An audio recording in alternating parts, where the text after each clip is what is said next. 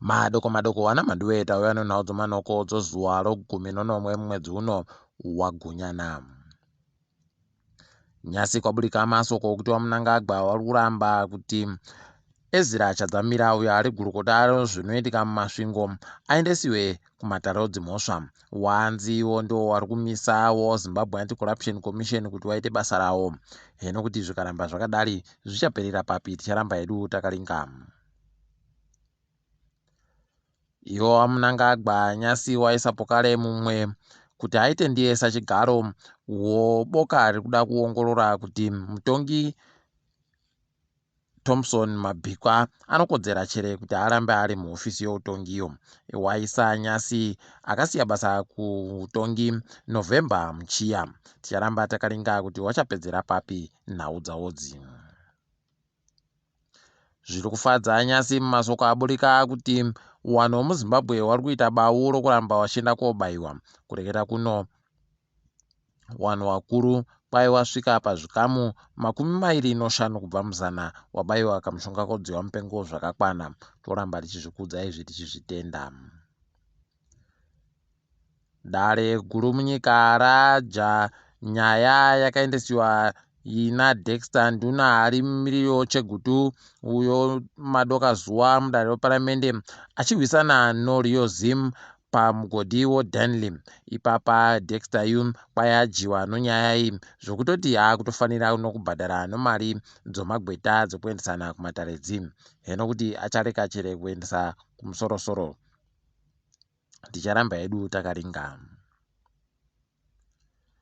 Dare guru munyika Nyasi rati ropokare womasangano akazvimirira ega ni wareka hawo kugosha kuti wanopfikiwa mahofisi awo nohurumende kana wakareka kuendesa basa rawo sokureketa kwakaita Tafadzwa Muguti.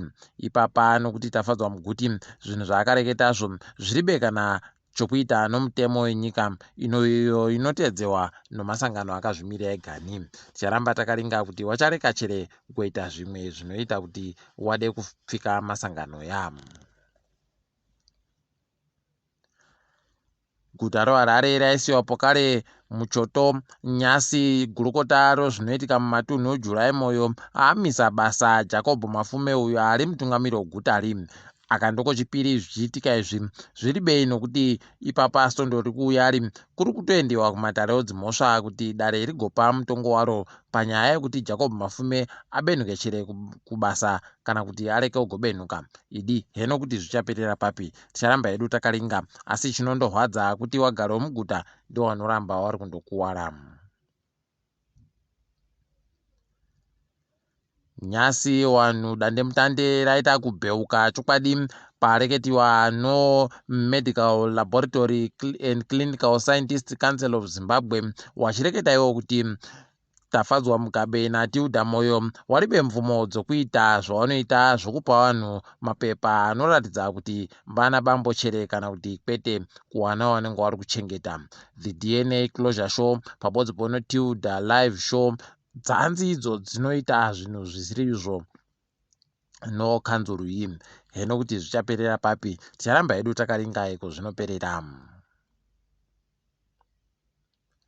Mumutambo Zimbabwe yajawo Ireland kumutambo wechipiri T20. Toramba tichitenda izvi nokutoti ipapa waita kuenzana manji taakuchimirira kuona kuti pamutambo unotera wanenge wari kuita sei.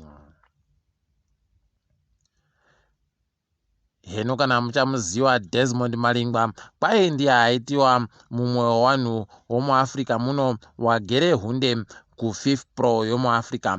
Toramba tichitenda izvi nokuti ndiye ari kuramba achimirira kodzero dzovatambi venhabvu vomunyika. Toramba tichiti makorokoto. Kujiwa kwagoita Zimbabwe neEthiopia kuya kwabva kwaita kuti itogwisiwe kurema kwayo pasi rese. Nyasi yaisiwa panhamba yochizana no13 mupasi rese pabodzi pono 20 muAfrica muno. Idi rogayu akaita kuti rogonora chaiko zvakatooma. Tiringe dziri kuitika pasi rese. South Africa kwaiya kugovhura mangwana zvokunyoresa vanhu vakuda kuenda kovhota. Idi vanhu vanenge vari chipatapata mangwana nosondo kuita izvi. Toramba tichiti vozeki dai waringawo zviri kuita vamwe. Idi kugara nhaka huonadzo vamwe. waJacob Zuma wadyiwa nonyaya yavakanga vaendesa kudare guruguru rinoringana zvobumbiro romutemo muSouth Africa kuti ridzikise mutemo waranga rakaisa kuvatongera kuti wagare mujere. Ipapa paribe agoziva kuti zvichaenda nekupi. Ticharamba hedu takaringa kuti zvino chimwe chazvichaita chere kana kuti paribe. kuZambia vari kuita kufara kureketa kuno kwai kuribe kusunza nokuti wakaita go rakatovhundutsa wazhinji chairo. Toramba tichitenda tichiti dai zvaenderera mberi dzasi kuAfrica kwese kusaike anosunzawo.